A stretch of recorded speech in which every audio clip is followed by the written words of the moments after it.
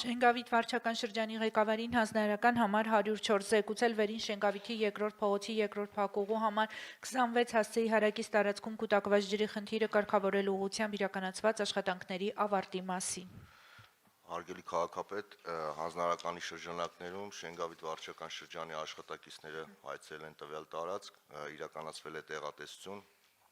որի հետևանքով պարզվել է, որ չկա ջրահեռացման համակարգ եւ դրա հնարավորությունը նույնպես բացակայում է, քանի որ գոյություններ երկկողմանի նիշերի տարբերություն եւ բնակչի հետ պայմանավորվելով եւ համաձայնություն ստանալով առաջարկվել է տեղային լուծում բնակչի համար եւ ասֆալտապատ արահետի տեսքով ճանապարհ է